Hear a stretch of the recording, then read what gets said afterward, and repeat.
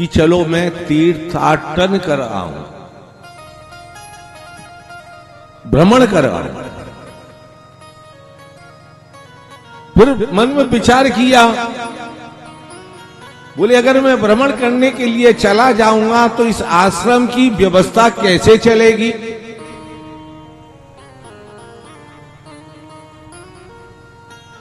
भाई जो इतने मेरे शिष्य परिवार है, इसकी सुचारू व्यवस्था कैसे चलेगी। तो उन्होंने अपने सभी शिष्यों को बुलाया और बुलाकर के कहने लगे कि मेरे मन में भाव उत्पन्न हुआ है कि मैं भ्रमण कर आऊं, पर्यटन कर आऊं, घूम आऊं। शिष्य कहने लगे, बोले प्रभु बहुत अच्छी बात है, भ्रमण कर आओ।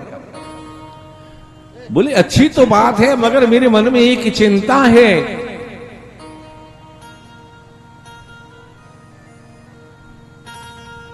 कि मेरे ना रहने पर मेरे इस आश्रम की व्यवस्था कैसे चलेगी। आप लोगों में से मैं चाहता हूं कि कोई भी इस व्यवस्था को संभालने का दायित्व ग्रहण कर ले।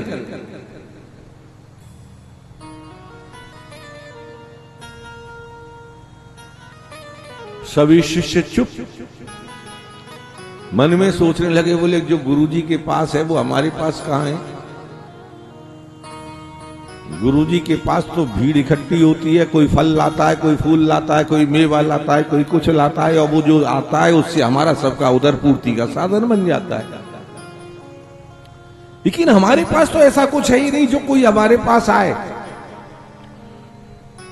और गुरुजी जाने के बाद जाने कितने दिन में लौटे। भाई 2, 4, 6 दिन तो आश्रम की व्यवस्था चल जाएगी, और अगर गुरुजी लंबे चले गए तो आश्रम की व्यवस्था कैसे चलेगी। तो सभी शांत हो गए।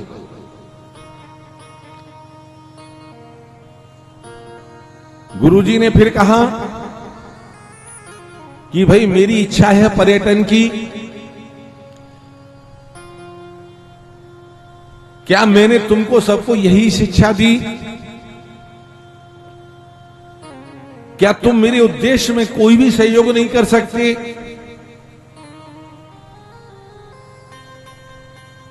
तो उनमें से और सब शिष्य तो शांत बैठे रहे, किंतु एक शिष्य था जो उठ करके खड़ा हो गया, हाथ जोड़ करके प्रणाम करके बोला, बोले गुरुजी आप निसंकोच जाएं, लेकिन मेरी एक इच्छा है, एक शर्त है। बोले क्या। बोले मैं जाने से पहले एक बार आपके चरण प्रक्षालन करना चाहता हूं, आप मुझे उसकी अनुमति दे दें। गुरुजी ने अनुमति दे दी। वो शिष्य कुटिया में अंदर गया, एक कमंडल में जल भर के एक परात को लेकर के आया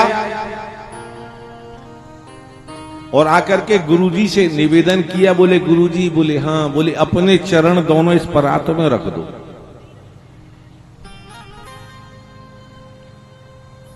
गुरुजी ने अपने दोनों चरण उस परात में रख दिए।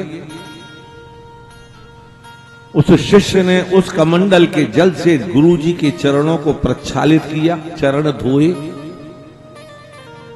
और चरण धोने के बाद बोला, बोले गुरुजी अब आप जा सकते हो।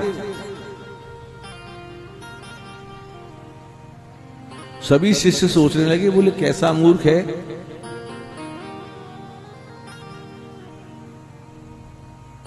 कैसे संभालेगा आश्रम की व्यवस्था को। गुरुजी को जाने की आज्ञा दे दी इसने। गुरुजी मुस्कुराते हुए वहां से प्रस्थान कर जाते हैं और वह शिष्य उस जल को पुनः कमंडल में भर रख लेता है।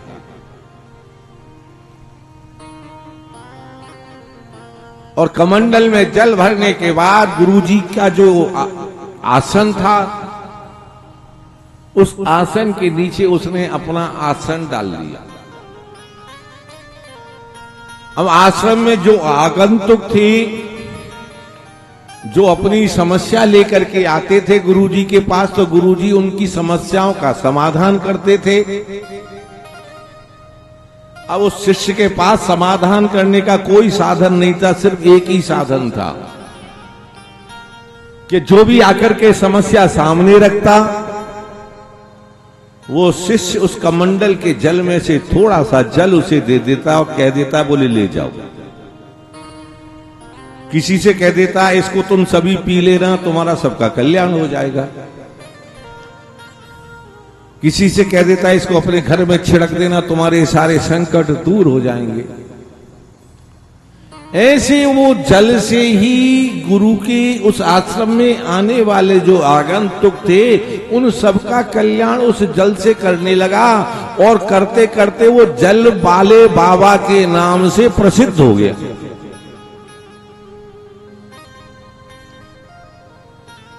भ्रमण करते करते जब गुरु अपनी नवीन शिष्य मंडली के साथ वापस लौट रहे थे,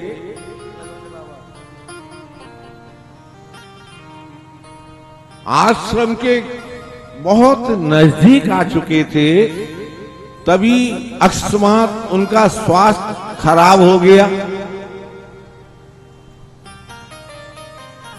वैद्य को बुलाया गया, उपचार कराया गया, लेकिन स्वास्थ्य फिर भी ठीक।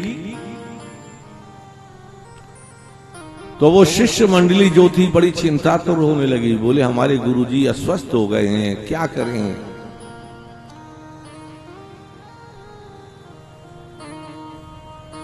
तभी एक शिष्य के कान में आवाज आई कि यहां पास ही एक आश्रम है, उस आश्रम में एक जल वाले बाबा रहते हैं।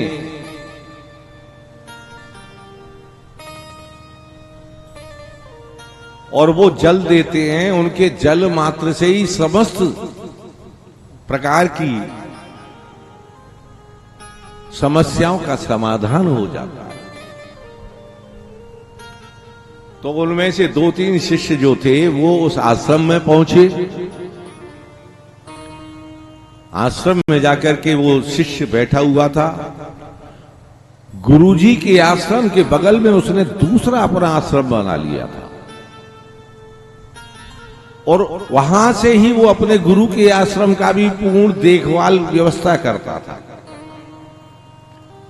उन शिष्यों ने जाकर के उससे निवेदन किया कि हमारे गुरुजी अस्वस्थ हैं, बड़ी उम्मीद लेकर के आए हैं कि आप कुछ करें। तो वो जल वाले बाबा ने अपने कमंडल में से थोड़ा सा जल लिया और जल लेकर के उनको दे करके कहा कि जाओ और जाकर के अपने गुरुजी के ऊपर इस जल को छिड़क देना।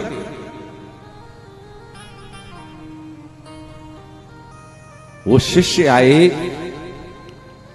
और आकर के गुरुजी के ऊपर जैसे ही जल छिड़का, मात्र जल के छिड़कने से गुरुजी स्वस्थ हो गए। सभी आश्चर्य करने लगे कि वैद्य जी के इलाज से गुरुजी ठीक नहीं हुए और इस जल के छिड़कने से गुरुजी ठीक हो गए।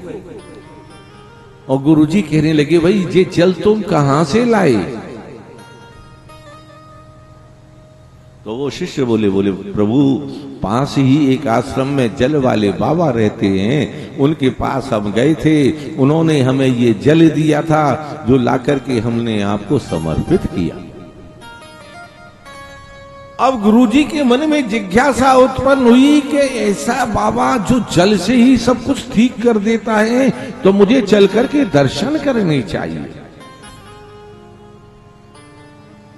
गुरुजी अपनी शिष्य मंडली के साथ, उन शिष्यों के साथ उस आश्रम पर जिस समय पहुंचे, वहां उनका वो शिष्य अपना आसन लगा करके बैठा हुआ था और लोग उसके पास अपनी अपनी समस्याएं लेकर के आ रहे थे। उन सबके समाधान में वो उस कमंडल में से जल दे रहा था। तभी उसने द्वार पे अपने गुरुजी को आते हुए देखा तो आसन से उठा और उठ करके जाकर के अपने गुरुजी के चरणों में दंडवत प्रणाम किया। और जब प्रणाम किया, गुरुजी ने उसको देखा, देख करके उससे कहने लगी कि क्यों री, मैं तो तुझे आश्रम की व्यवस्था के लिए छोड़ करके गया था, तूने आश्रम को छोड़ करके यहां अपना आश्रम बना लिया। तो वो हाथ जोड़ करके कहने लगा, बोले गुरुजी मैंने आपका आश्रम नहीं छोड़ा, आप अपने आश्रम में जाएं और यदि कोई कमी हो तो मुझे बताएं। आपके आश्रम की व्यवस्था यथावत जैसे चलती थी वैसे ही चल रही है। तो गुरुजी कहने लगे, बोले पुत्र एक बात बता। बोले ये विद्या मैंने तो तुझे सिखाई नहीं, फिर ये कौन सी विद्या है जिससे कि तू इस प्रकार से प्रसिद्ध हो गया। मैंने तो तुझे नहीं सिखाया, लेकिन तेरे अंदर वो कौन सी विद्या है, किससे प्राप्त हुई, जिसके द्वारा कि मैं अस्वस्थ था, मात्र तेरे जल से मैं भी स्वस्थ हो गया, ये कौन सी विद्या है। तो शिष्य मुस्कुराने लगा, कहने लगा, बोले गुरुजी आप शायद भूल रहे हैं। बोले ये विद्या आप ही तो मुझे दे करके गए थे, याद करिए आप कि जिस समय आप जा रहे थे तब मैंने आपके चरण प्रक्षालित किए थे। ये वही आपके चरणों का प्रताप रूपी जल है, जिस जल के माध्यम से आपके आश्रम की समस्त व्यवस्था पूर्णवत चल रही है, और आप ही की कृपा से ये आपका दूसरा आश्रम है।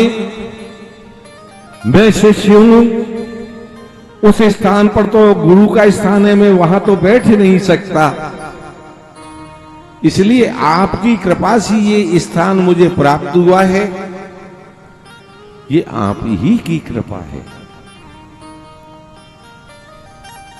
धन्य होते हैं वो गुरु।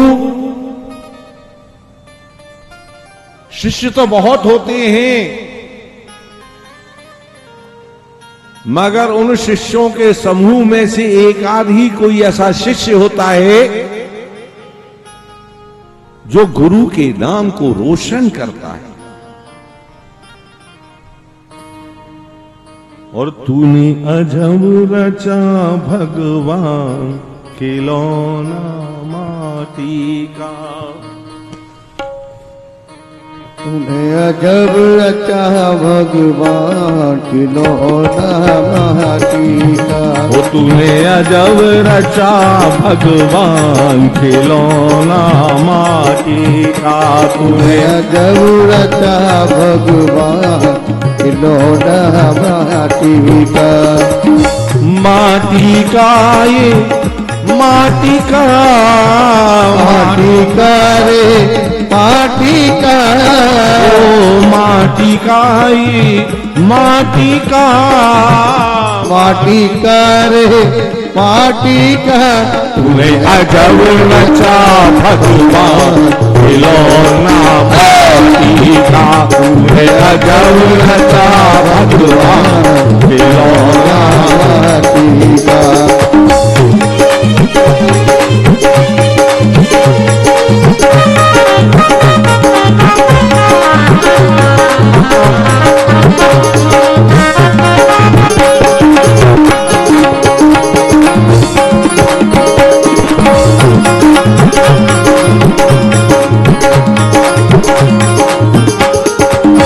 कान दिए हरि नाम श्रवण को, कान दिए हरि नाम श्रवण को, कान दिए प्रभु नाम श्रवण को, कान दिए हरि नाम श्रवण को।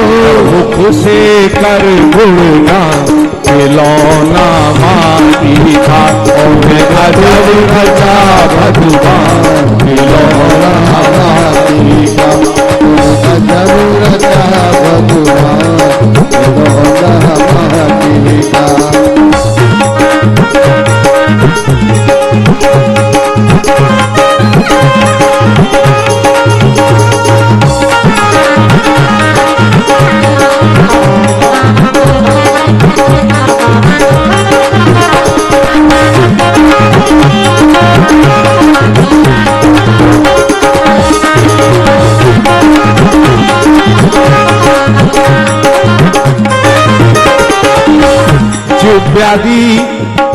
जिव्यादि प्रभु नाम रटन को, जिव्यादि प्रभु नाम रटन को, जिव्यादि हरि नाम रटन को, जिव्यादि हरि नाम रटन को। और ये आंखें भी पहचान खिलौना माटी का, जरूर भगवान खिलौना माटी का।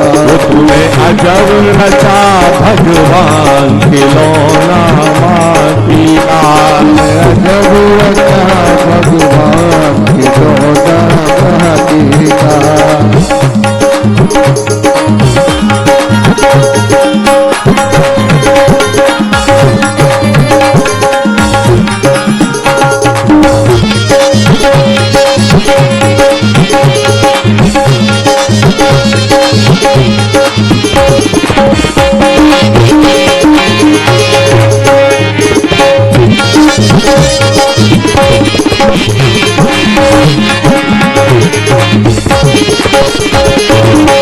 शीश दिया गुरु चरण झुकन को, शीश दिया गुरु चरण झुकन को, शीश दिया गुरु चरण झुकन को, शीश दिया गुरु चरण झुकन को।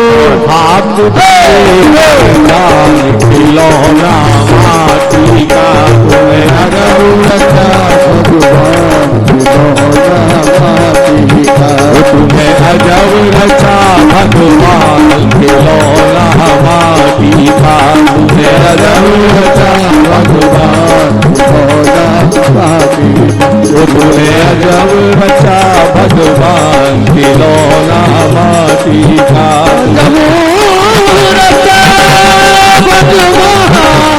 खिलौना माटी का।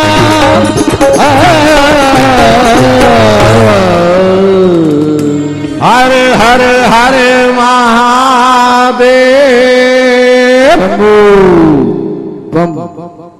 गोसाई जी भी कहते हैं, बिन गुर ज्ञान विवेक न होई,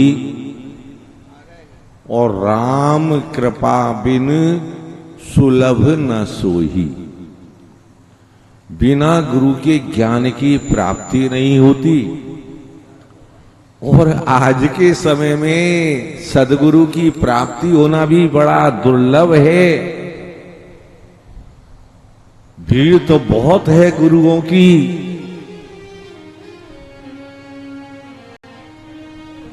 अनगिनत हैं, लेकिन सदगुरु कौन है, इसके लिए प्रभु ने हमें नेत्र दिए हैं।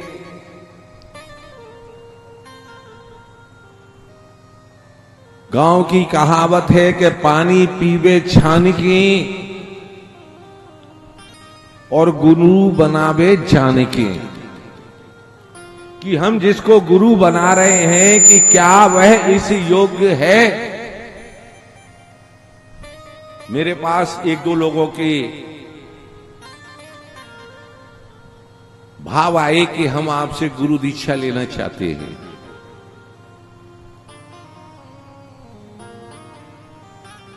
मैं भीड़ इकट्ठे नहीं करता हूं।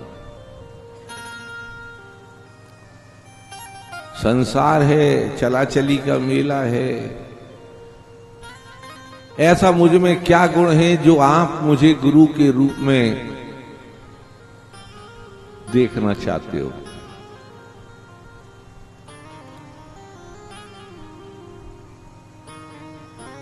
मैं इस योग्य कहां हूं जो मैं गुरु बन सकूं? आप लोगों के विचार है, मैं उनका सम्मान करता हूं, हृदय से सम्मान करता हूं। लेकिन पहले देखो, पहचानो।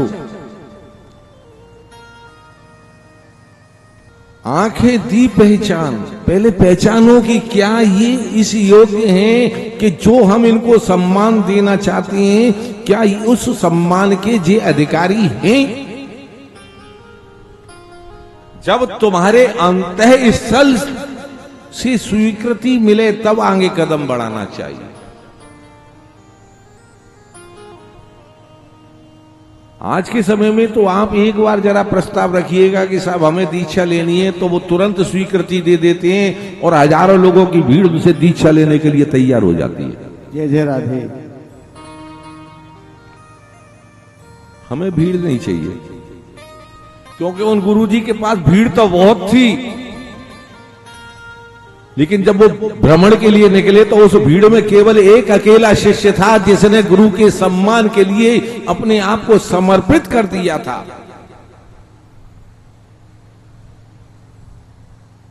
ऋषि कहते हैं कि भगवान,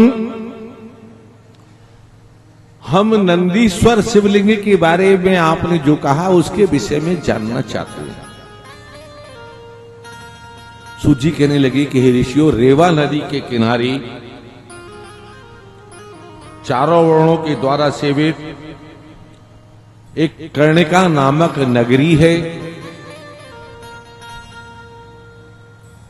उस नगरी में एक उच्च कुल के ब्राह्मण रहा करते थे। वृद्धावस्था में वे ब्राह्मण अपनी पत्नी को पुत्रों के अधीन छोड़ करके काशीपुरी में आकर के निवास करने लगे।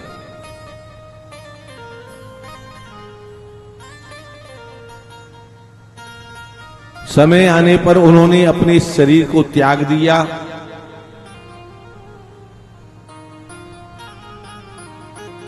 विधि पूर्वक उनके संस्कार संपन्न किए गए।